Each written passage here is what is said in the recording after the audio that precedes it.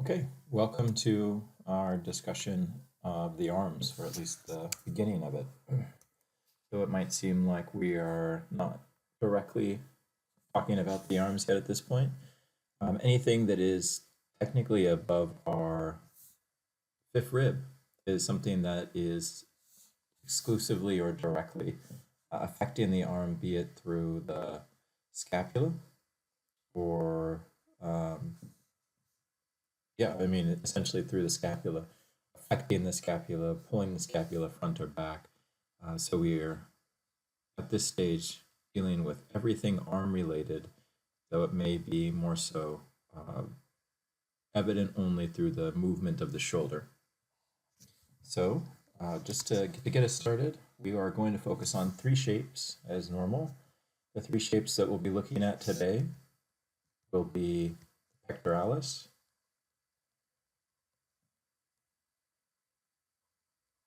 like that, the serratus, and the deltoid. These two are primarily adductors, and they are in contrast to the shoulder, which is an abductor.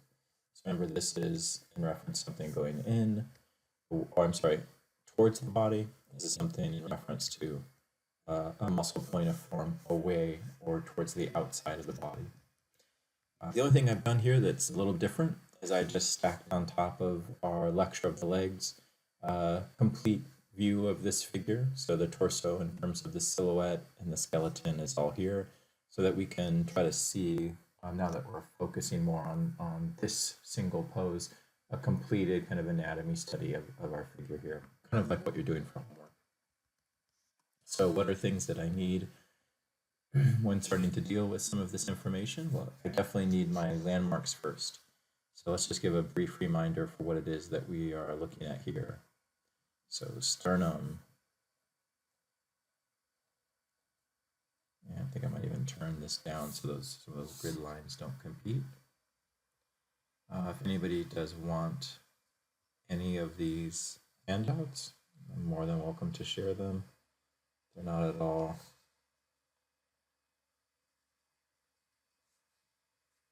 images that are copywritten or anything like that. So if it helps you to take notes along as I lecture, just let me know and we can more than happy to share them. I'll put in my clavicle here with the basic idea, the knowledge that this is moving with the direction of the arm. Since everything really in our conversation is going to start to attach to the arm in some way, even if it's through the shoulder, I have to be aware of that pinch and stretch as a result of the arm or shoulder's movement that I'll see in the muscle. Putting in this coastal plane, that's our kind of organic plane change in the rib cage. Here's a thoracic opening that's kind of specific to the female design that we've discussed. And I have left off the trunk muscles just to allow us to focus on this area and alleviate a little bit of the confusion of having too much stuff going on just for now. So clavicle on this side. This is really important to remember. This is your AC or acromion process. That's the bone that gives you kind of the top plane, the thickness to your shoulder, but is a part of your scapula. Scapula would be back here.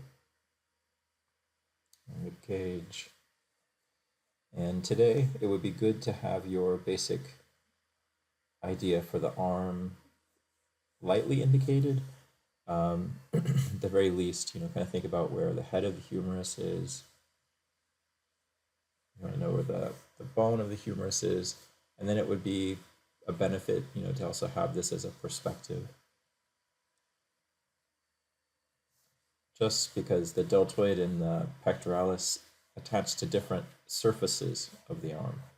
So if we can have some kind of perspective model present, it's going to make it easy for us to kind of give a general impression as to where muscles are beginning and ending. And on this side over here, it will look like this. So here's my arm that's raising.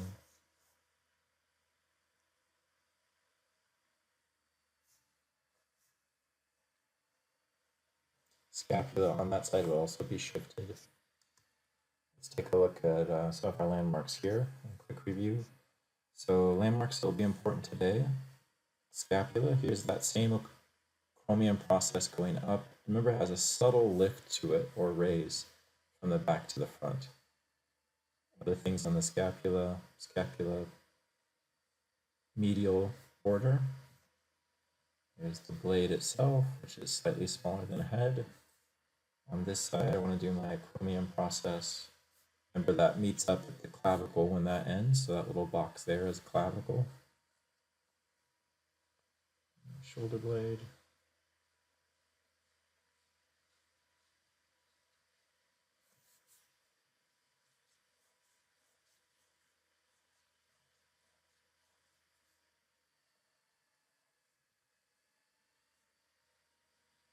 Perspective of the humerus.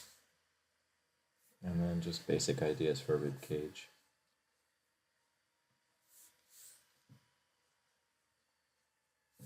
Back is going to be done, that's enough.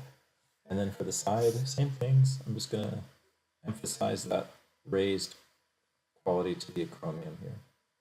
So that's going up, it'll be meeting the clavicle. Clavicle kind of has a downward angle as it pulls back to the sternum.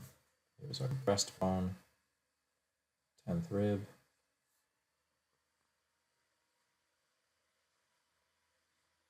Shoulder blade here. Rib cage.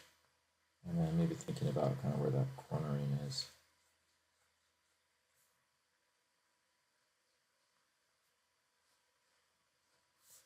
Okay, so that's enough. It would also be great, if that's existing in a box. Coming back to the box would be a nice added element to include, just because it's going to make dressing up those anatomical shapes a little bit easier. And as a constant reminder of our workflow, remember the idea of every area can be learned in 3 parts.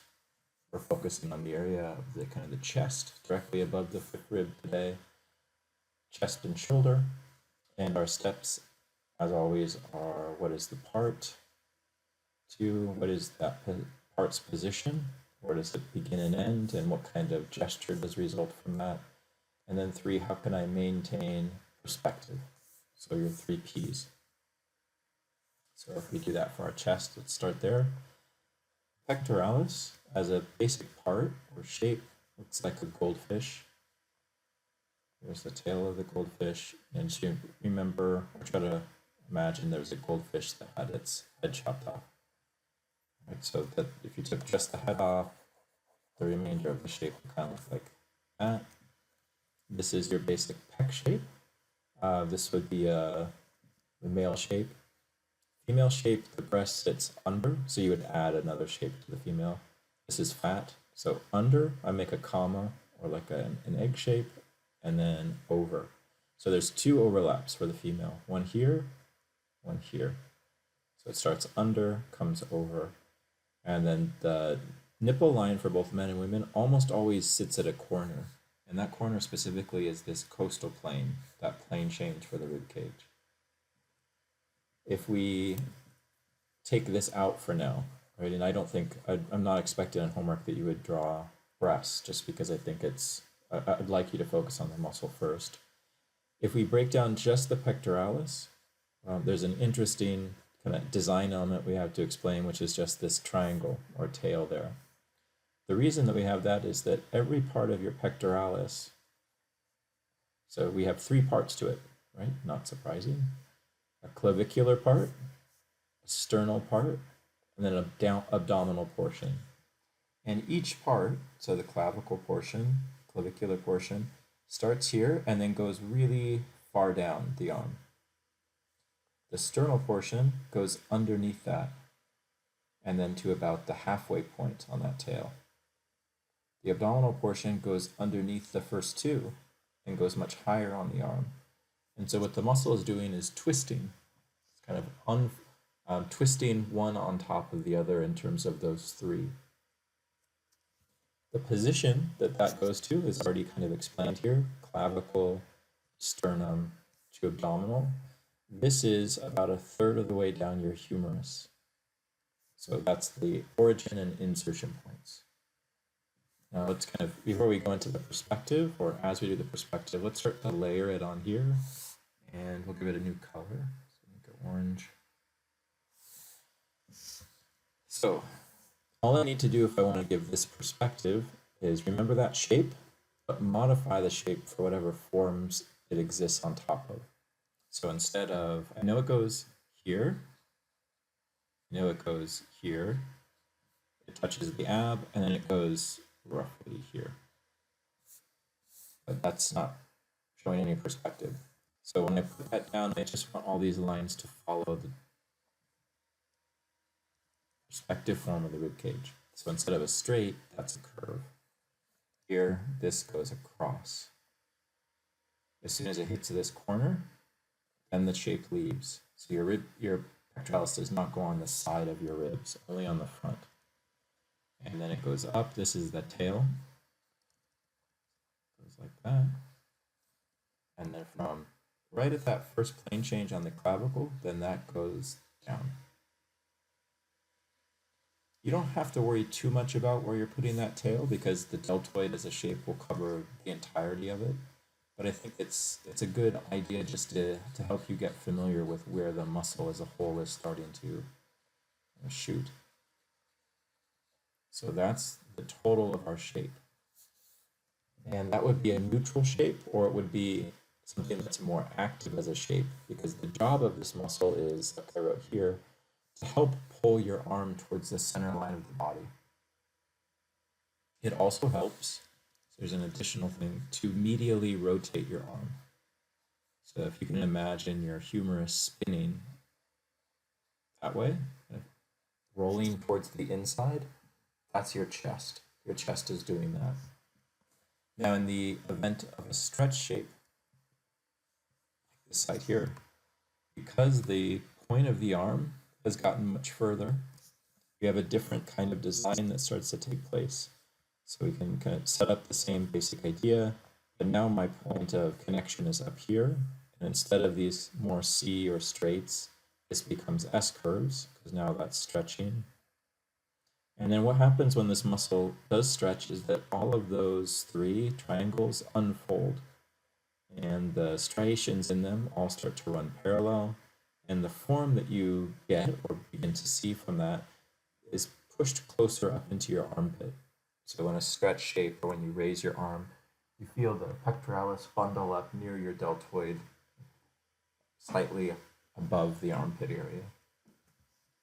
If I were to do that here, so okay, here's my shape, here's its perspective, it's overlapping on top of the rib cage, it's going to this corner. As soon as it goes to this corner, it's only going to the front of the arm, right? So here's the front.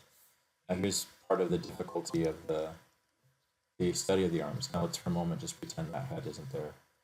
So here's the cylinder. If I take and raise my arm like this, the front is no longer there. That's technically the back of the arm, right? So imagine this one swinging up. If I raise my arm, or just do it to yourself right now, if you raise your arm above your head, the bicep or the front will begin to face the back. So when I draw this, I'm going to do a little overlap to show that that muscle goes where the front would be, and that movement changes. So here's a big S curve, and that shows the stretch. This comes down, and we can fill it in.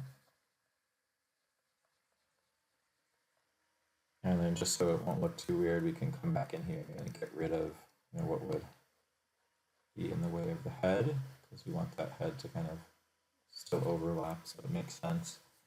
So that would be the shape. Let's just put in some darker lines now as a way to come to terms with the perspective. So when I'm looking for perspective, it's just what overlaps what, and how can I push the wraps. So this is behind the head, and just in this example, this went in front of the arm and then behind it. Swings all the way down in front of the rib cage. As soon as it touches a form, it has to agree with that surface. Same thing on this side. When the muscle is stretched like this, the volume or the form isn't nearly as dramatic as it might be in a flexed view. So one thing I might show if you do add a surface element is when you show the nipple on a form like this, you would want to stretch or bring that shape to feel pulled in the same direction that the muscle is, right? Because that would be something that's dependent on the larger form beneath. So striations would be doing more like that. If we have the alternative set up here, so these are my wrapping lines and overlaps, but the perspective on this side is going to be much more pronounced. You can still use the nipple as a point of reference, which is right on top of that plane change. That's also where the mass develops for this muscle. So when you see like bodybuilders, the mass is really held lower near that nipple line, and it creates a plane or kind of box. So I mostly think of this muscle as kind of a goldfish blended with a box, because that's how it gets the mass. And everybody has this to greater or lesser degrees, but this is where we would primarily end up seeing the type of perspective. If we add the triangles, that would look like this. And there would be, smaller or potentially could be smaller striations inside of each shape, but I usually don't see that as often unless it's stylized for something like comics, let's say. So let's give this a tonal shift, just because this is an area where you might notice that pretty dramatically. And it also kind of like when drawing the face just helps to reinforce the idea that one thing here exists on top of the other. So in our imaginary way of sculpting, this is something that we realized that exists on top of the ribcage. One thing that I think will help in terms of the placement of this muscle, which is mostly here going to be evident from the front, is that you have two fossas that exist on either side of the chest. Only one will we be able to see here. But one thing to remember is, so we have the clavicle making 3 plan changes. It comes out, it goes back, and then it comes back out again. And any time a bone like this changes direction, it always is in reference to a muscle beginning or ending. So if you just take this second directional shift and draw a triangle that comes down, this is called your intraclavicular fossa.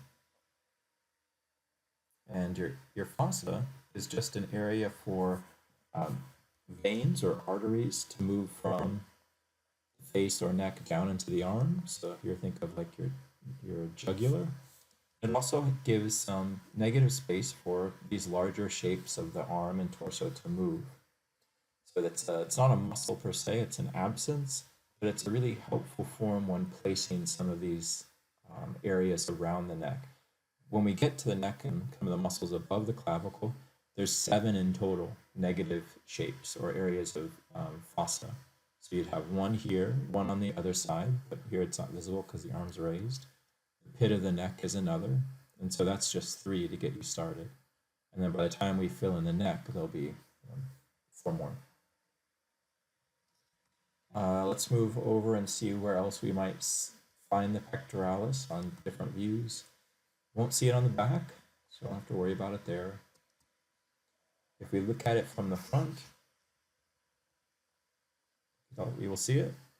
Just depends though on the type or body type for the basic effect we'll get. Let's just imagine that the humerus is here. So get something like this.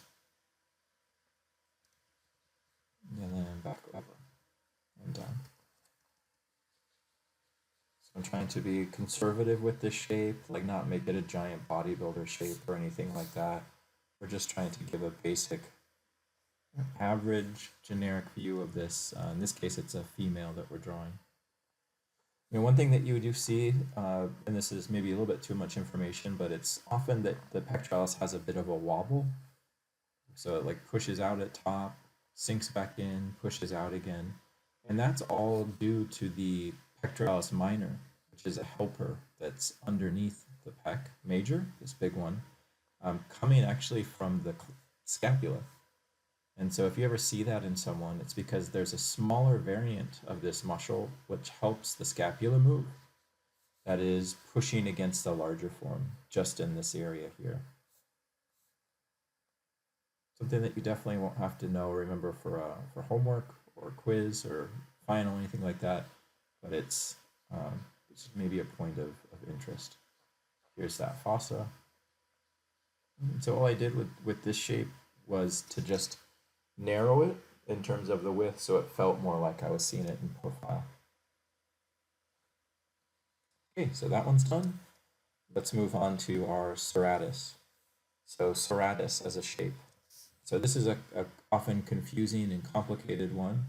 I'm going to do my best to simplify it, but if you have questions or want additional kind of images to help you reconcile what it is I'm discussing, check out the images in the PowerPoint that I've put in the notes for everybody to use. So let's start maybe with the side view. Okay, so this muscle is called serratus. It's an adductor for your arm. Its basic design looks like a really big fan.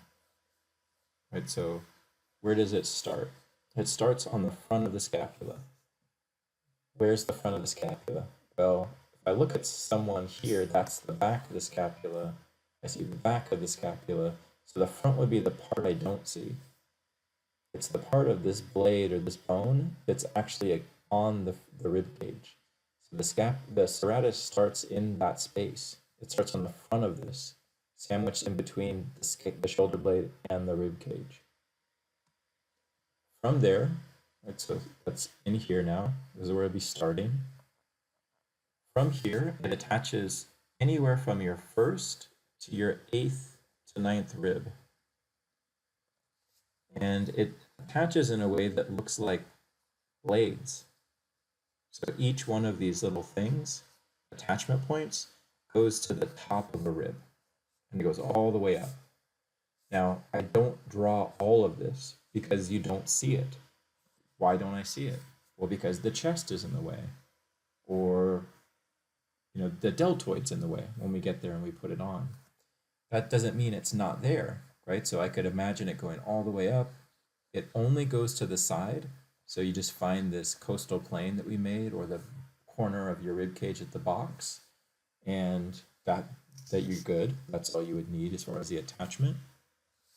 But this is partly where it gets its name in this attachment. So think of a serrated blade, like on a knife, how it's serrated, or a knife might have a serrated edge. That's the same kind of design you're getting.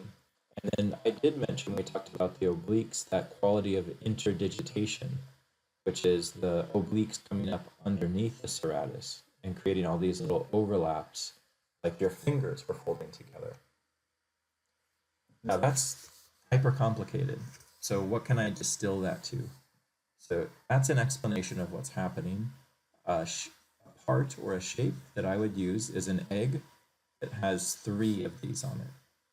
And I think this is what you're more likely to see. And that would sit right here. Because of everything that's covering this, we end up seeing a volume that shows mass, and then more often than not, just 3 of these attaching serrated designs. And the obvious question is why? Well, why only 3? And it's just surrounding muscle, right? I'm editing for other things that are attaching. So imagine that chest is going here. And so all I'm seeing of this part is directly under the chest. And so I'm also wanting you to know this because for homework, I'm not going to ask you to do more than that. You don't have to draw that whole thing.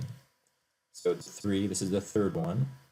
And then why not any more? Well, because when we get to it eventually, right here is where your latissimus attaches. And so your lat is going to swing all the way down like this and then to the back. So there really isn't a need to show anymore. The rest of those end up getting covered.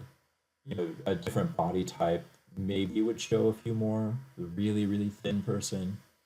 But I think for the most part, this is a nice economical way to show this muscle that doesn't oversell the anatomy and still gives you a realistic impression of what's taking place there. If you want to work in your notes, you could just put the interdigitation of the oblique from there, and this is how I would set up that relationship between the two. And these are just T's, T overlaps there. So hopefully that makes sense. Again, it's coming from the front of the scapula to the corner of the rib cage. It attaches from the first to the potentially ninth rib cage. It varies. But the part is one that is edited because of other muscles that we're anticipating. That's the part, the position, the gesture. So with all of this attachment, that means that if the scapula is here, that these muscles can pull the scapula up or forward or across or down. And so they have a lot of impact on how that scapula might move or position relative to the rib cage. And so you might also be thinking, like, why so much with the scapula? If your arm wants to do anything at all, it has to begin that movement here with the shoulder blade. So this is like the boss of the arm. Your arm cannot do anything without checking with that shoulder blade first. Okay, so let's show that on a few different ones so that we can solidify that as a concept or as an idea. Now, I would say for the back, don't worry about it at all, but it is there. So here it's going under, so it's sandwiched between the scapula and the rib cage, and what I might give it is just a little shape that swings forward to the front. So here it might look like that. This side, it would look similar, but this side it's going to be stretched. So this would be the gesture of this shape. This is an abducted arm, where the arm is pulled up and away from the center line of the body. So this side is stretched, this side would be pinched. I would see it here. So on a view like this, I'm going to see it coming from the back. So overlap, comes around. Here's my egg. This egg is going to have more of a C curve to its design. I'm going to make 3 marks that kind of fall down the rib cage, kind of move away from that plane. In doing so, here's my color. Now let's define those a bit more. So I've done my part, my position, and now I want to show some more of the perspective. So darkening these overlaps, bringing lines around. Here's the knife edge. Same one. Just swinging around from the back. And then last one here is swinging around and grabbing. Obliques would sit right up on the bottom part of each rib. So serratus goes to the top of the rib, oblique goes to the bottom of that same rib.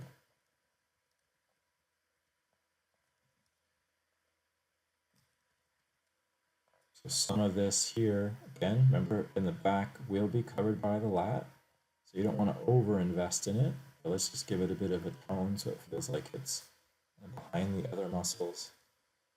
But the highlights here that I'm going to use are the kind of most visible areas of this muscle. The corners, let's say. So that would be serratus on this side. If you need a better analogy, maybe like think of a bear claw that's kind of grabbing you from behind. That's what this muscle shape, I think, basically looks like in the abstract. Now on this side, we're going to have the opposite gesture. So this is our pinched, this is our active gesture because the arm is down and in. In a view where I don't have that happening, here I can see my shoulder blade, it's this line. I'm going to imagine the muscle coming from here, because that's where it's attaching. I'm going to overlap it in front of the chest, behind the chest, and then give a long stretch shape. So I want the shape on this side to feel thinned and elongated. So it's just squashing and stretching an egg, but maintaining the placement of that egg as having those 3 knife edges or knife points. So overlap here, comes out, 1, 2, 3.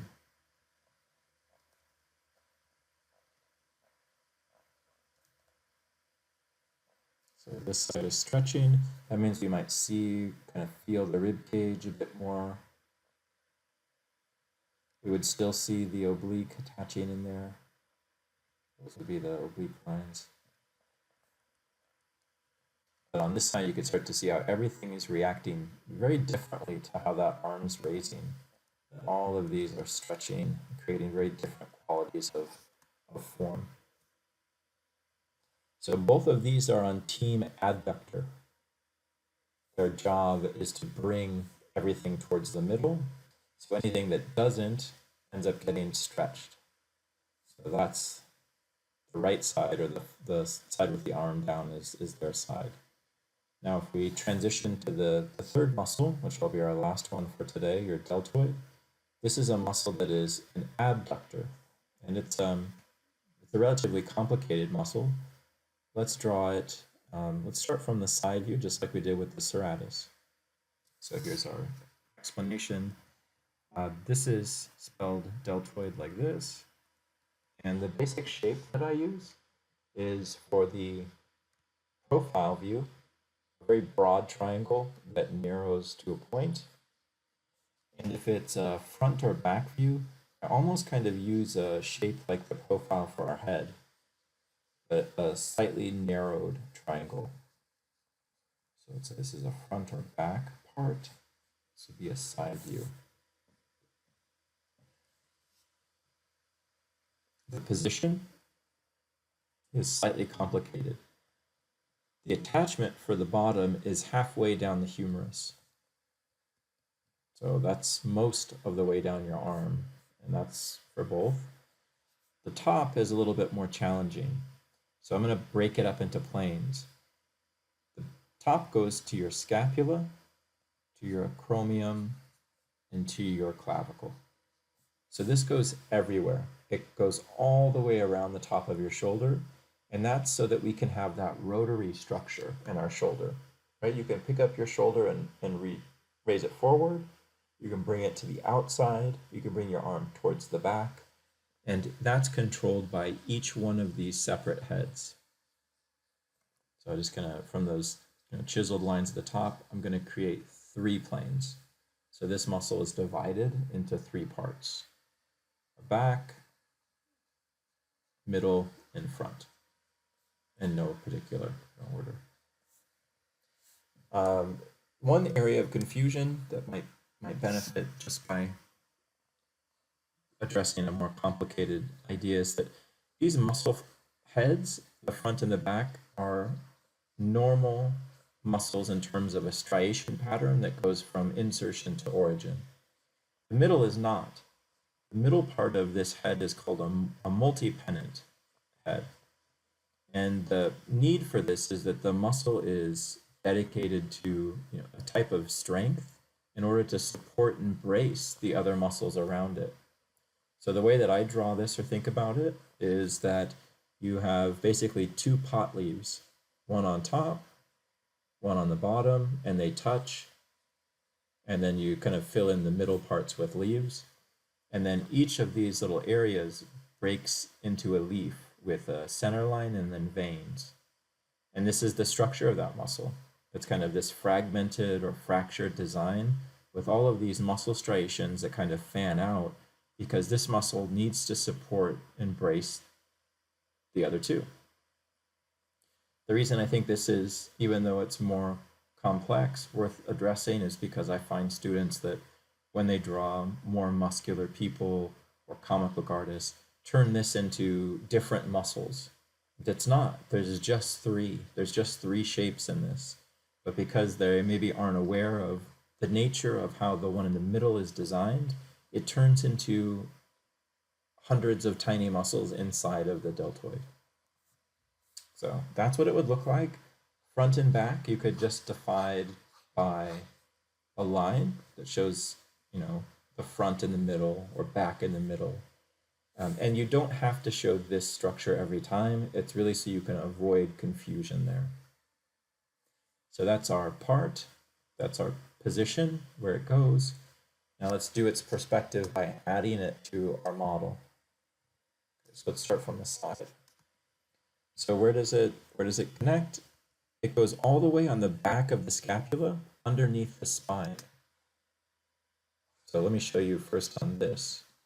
So remember that when we talked about our scapula, there's the medial border, which is this back plane, and then the spine of the scapula is this little S curve, and it kind of branches up out of the medial border like this, and then it eventually turns into the acromion process.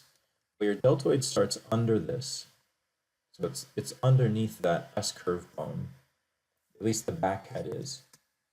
So that's what this line could be, and it goes to the acromion, and then it goes to the clavicle. But it won't go so far that it'll break the little dark triangle, which is this fossa. You want to leave that open. That way you get some naturalism in the spacing between the pectoralis and deltoid. So another thing that's worth noting is the deltoid as a whole from the side, it has a lift to it. That line that goes up is what it does, and that's balanced or offset by its attachment to the humerus. So when it attaches to the humerus, it goes the opposite way. It goes down.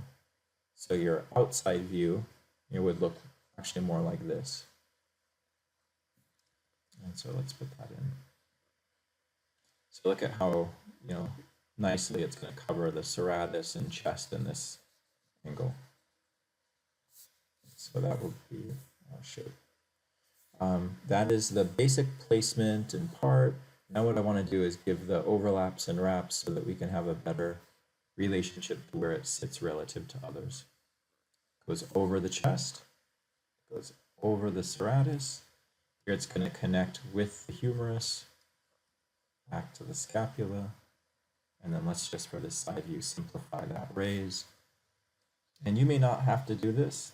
Like for example, on women, they have an extra fat pad that sits on the rear of the deltoid. And so back here, so it makes it a little bit harder to see some of those qualities and elements. But these are the overlapping forms in terms of what's on top of what. Okay, so no gesture or movement in this. This technically would be a stretched shape because these muscles, chest and serratus, are used to pull the arm down and in. Let's do a little bit more with the perspective on these ones. So let's first draw the arm that's down, or what would be the stretch view. So when I'm drawing this one, it goes halfway to the outside. So that's like right here. So this, I'm going to make an S curve, pulls over, it hits the cylinder, has to go around, and then it's overlapping here to the back. For this side, it goes up, it's going to go across the middle. I don't see much of that though. And then so from there, I'm going to overlap a curve, S curve, down to this point. So this is the shape. That's how I would be seeing it from the back. To give it its, let's do on top, let's also do the wraps and overlaps. So here, just to make it clear, demarcation of what's in front of what, it looks like this. This goes behind, goes up, and then we would split the muscle at the changes in attachment. So when the spine of the scapula ends, I can bring my line down to that same attachment point. All three muscle heads end at the same attachment, even though they have diverse beginning and top. So that one's done. This one's a totally different story, because now the arm is raised. So let's make a cylinder here. Cylinder of the arm. This would be the muscle becoming active. So the cool thing about the deltoid is, again, 3 planes or 3 heads means that it can move the arm in 3 directions. This arm is lifted straight up. So in order to do that, we would have to use that middle head, which is the one off the acromion. Now let's find halfway. This is halfway, and that's the outside. To that, I'm going to make a C curve. So there's a C curve, trying to show that this muscle, this specific head, is raising. But that doesn't mean all three heads have to use. You know, if I could maybe see the one in the front, I bet it would be pinching too. But because the muscle hasn't pulled the arm to the back, this head would be stretching. And this is a complicated but important idea, that even within this muscle, you can have active and passive areas. In other words, not every part of this muscle has to be performing the same activity. This is working because it's raising the arm up. Maybe this is working because the arm is kind of pulled in near the head. But this part is definitely stretching because there's been no movement towards the back. So I'm still going to bring it. So at this line, I'm just bringing the line of that deltoid to be on the same parallel plane as the bone. You don't always have to draw that little S curve that I made for the spine, as long as you associate this line with the direction of the scapula. And this muscle also has a lot of mass, so kind of following it with some wrapping lines here is a good way to explain the contribution that it makes to your shoulder. This is a pretty unique design. Not all animals have this kind of rotary quality around their shoulder. It gives us a lot of facility in how we use our arms and in our hands. So the easiest example in terms of comparison would just be primates. Primates have this same structure. But if you look at a deltoid in a horse or a cat, it's totally different. Because horses and cats don't have this one specifically, this acromion. Okay, so that's our flexed view. That's going to be our best view at how this muscle flexes, since on this side we don't see it, right? It'd be all behind the head here. But let's end by doing the view that we would see from the front. So in the front, let's plot it first. It's kind of a complicated muscle. Halfway down this shape would be here. This is the outside, and then it goes to the acromion, it goes to the clavicle, and then it's going to the scapula on the back. So I have 3 to 1. I found my fossa, so I know where this kind of starts. This is an S curve because this muscle is not currently being used. This comes down, this one comes from behind, and there's our shape. If you wanted to make this a bodybuilder, you could just make the shape bigger and wider, fuller, same as the chest, same as the serratus. The other thing that I want to make sure that we're still paying attention to is within these groups, the idea that there's still a passive and active asymmetrical design. So if you look at the idea that these are muscle groups, ab versus adductor, that create different movements, you should expect to see that idea of gesture in them. And we do. Just look naturally at the height of the deltoid and how the height of the chest is slightly off-centered to the height of the serratus, which is slightly lower. So even in these areas, there's a certain tumbling of those shapes. It is consistent with our design ideas from early weeks of gesture still. Now what I'm doing for this one to get it a perspective is from the corner of that clavicle, or the acromion, I'm just bringing a line down to that attachment point, and that has the same effect of creating planes. So now that is the deltoid which faces out to the side. This is the deltoid which faces towards the front. And so it kind of planes off the top of the arm by giving it a much more consistent feel of perspective there. You could do the same thing for the back. And it's a great way to show the beginning to the perspective of that shoulder.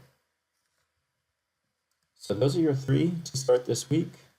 The next lecture is going to start to address some of the muscles that we hinted at on the back. So latissimus, the trapezius, and then one of your shoulder rotator muscles called the teres major.